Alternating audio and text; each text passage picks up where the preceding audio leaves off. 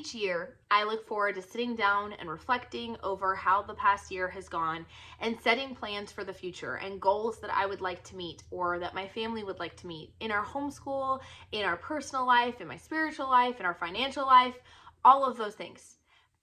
But this year, I can't. I cannot set any goals, not one. This year, I am struggling to think beyond today or this week. I can't comprehend zooming out and seeing the big picture to be able to see weeks ahead or even a month ahead or 3 months ahead, let alone a year ahead. In the past, when things are changing constantly, I've just simply kind of zoomed back and just done goals for the next 3 months or even just goals for 1 month. But I'm just not even in that kind of headspace. And I wanted to share this today because this video is actually done as part of a collaboration playlist with Wendy over at Plan Prep Pray and a whole bunch of other homeschool mom YouTubers. And the thing that I think is really important is that as you're seeing all of these other mamas share their beautiful, wonderful goals, which I think is great. There's nothing wrong with that. I love doing that. Every other year, that is what I enjoy coming here and sharing with you guys. There is a sense that there are going to be years where you're not able to. There are going to be years where you feel stuck, where you feel overwhelmed, where you're drowning. And I want you to know that you can still go into a new year with a purpose and without a real clear-cut plan. And I'm going to share how you guys can do that. So let's get started. If you guys missed our latest life update, we are going through a lot of medical things with my daughter right now, as well as just other life circumstances. Obviously, the rising cost of everything is making life a little more challenging, as I know it is for a lot of you guys. There are just a lot of circumstances that are making life more challenging right now. But I want to come and encourage you guys, whether it's a happy moment that has put you in this overwhelmed space, maybe a new baby, a new job, a new house, maybe it's a not so nice circumstance like the loss of a loved one, or maybe a miscarriage, maybe it is going through financial hardship or going through medical issues. I want to encourage you that we don't have to have a plan in place for the new year because we serve a God who does have a plan. Jeremiah 29:11 actually talks about this, and it's kind of going to be my theme verse for this year, I guess I should say, because I'm going to hold on to the fact that even though I can't plan right now, even though I don't have a plan, God has a plan, and He knows what's going to happen, and I can trust Him in this season of life and just faithfully follow Him and know that the rest will be taken care of.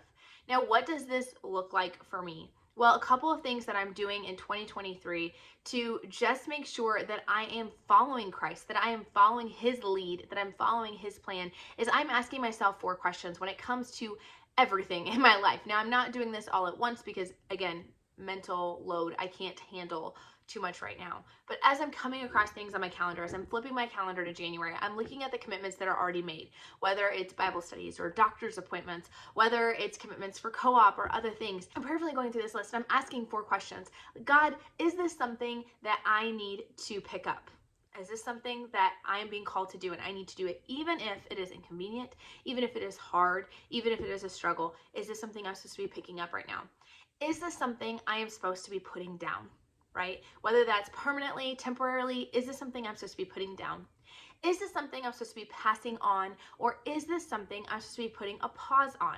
Now, if you were like me, probably the 2 hardest of those 2 are going to be to pass on or to put down. Because my tendency is to think if I put whatever this is down, whether it be a school subject, whether it be a commitment, whether it be this emotional burden that I'm carrying around, my question is going to be, who is going to pick that up?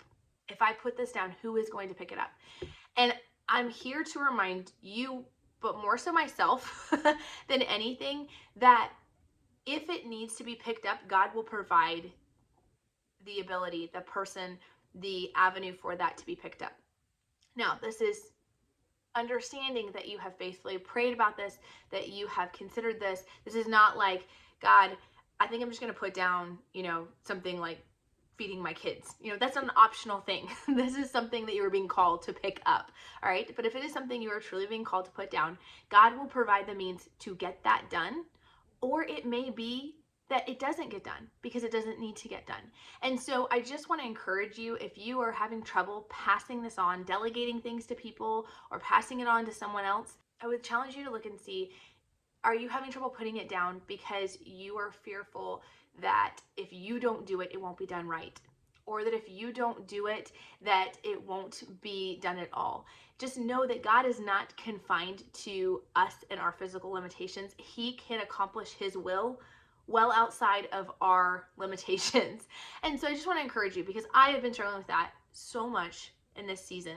I have been struggling with what to put down or how to delegate. I know that when I delegate, a lot of times, especially when it comes to passing certain responsibilities on to maybe my kids or maybe a friend or maybe it is my husband, that they may not be done the way that I like them to be done, or they may not be done to the standard of which I like them to be done, but that's okay. God can be glorified in that. And honestly, a lot of times what I find is when we put down something or we pass on something, a lot of times it is actually a blessing in disguise. It is not that that person now can serve me or serve my purposes, but it is more so that they get an opportunity to be the hands and feet of Jesus. They get the opportunity to work maybe in an area and a gifting and a calling that they have had for years, but somebody else had that item, whether it was a ministry opportunity or whatever it might be. So I say all of that to say, as you're going into the new year, just take the opportunity to look through those normal things that come up on your to-do list or those commitments and ask yourself, is it something that you should put down, that you should pick up, that you should pause, or that you should pass on? The second thing is just making sure that we are figuring out what is the top priority right now in this season. This might change month to month. There are going to be some things that stay the same. For me, those are my relationship with God, my service in the church, my relationship with my husband, and my relationship with my kids. Those are steady and constant. However, what those are going to look like might change. They might ebb and flow from season to season. But when we put those things first, when we carve out that time first, we make those the priorities on the to-do list, when we even potentially place those things in our day first, although that's not mandatory, but it is a good way to make sure you get to those things and you don't run out of physical or emotional energy before you get to them, we know that those important things are being taken care of, and we're not going to get caught up on putting out all the fires that pop up throughout the day. The average person is estimated to make about 35,000 decisions a day. 35,000. I would care to guess that moms probably do double that. I'm just saying, because we make decisions for ourselves and we make decisions for our kids, and we help our husbands make decisions, and we help others make decisions. So I would say, we're probably making quite a few decisions every single day. And so having those priorities in place can help us sort of filter that through. I can't step back and see, well, eventually I would like to be here, so I need to make decisions that are going to get me to that place, because I'm not in that mental mindset right now. But what I can do is I can say, hey, glorifying and honoring God is my big stone. That is my biggest thing. Or being respectful to my husband and submitting to my husband, that is a big thing. Whether it is making sure that I am educating my kids, that is going to be a stone that is there. Having those priorities in place will help us make those day-to-day decisions easier. One of the things that I'm doing this year is I'm sitting down with my husband this week between Christmas and between New Year, and we are just going through different areas of life. We're going through my homemaking, we're going through homeschooling, we're going through business things, family life in general, and we are just going through and setting priorities. Not goals, not where we want to be, just what is important now. And we are making sure that the absolute most important things, because there are a lot of important things in life, but the absolute most important things are on our to-do list. And we're actually setting up kind of a 3-plan system where we'll have a plan A, a plan B, and a plan C for each of those areas. A plan A is when things are going really well. They're going smoothly, we're on time, we are, just everybody is ready to absorb that information, and these are the days and what they're going to look like. And plan B are those days that are a little bit rougher. Maybe there's more appointments in those days, maybe those days are the days we woke up late, or that my daughter's having a really bad flare-up, or things like that. And those C days, those days are the ones that are the hardest. Those are the ones that are so rough and you're really struggling to just keep going. You just need to do the bare necessities.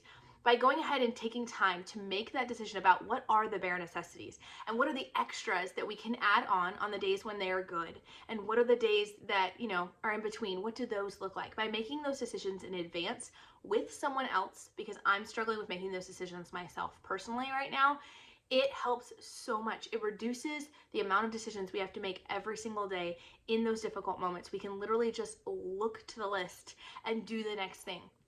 And I would highly encourage you to do that, even if it's just in one area of life.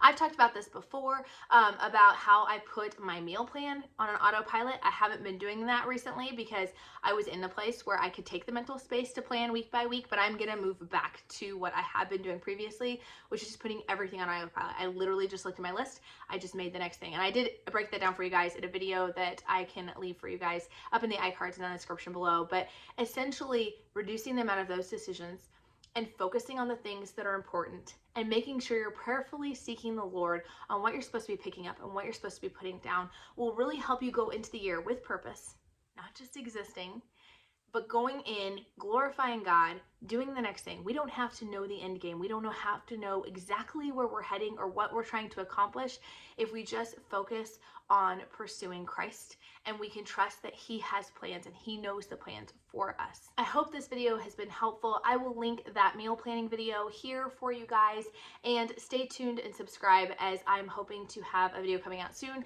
about some of what that plan A, plan B, plan C looks like for our homeschool, and sharing that with you guys and hopefully help encourage you. And we'll talk to you guys later. Bye.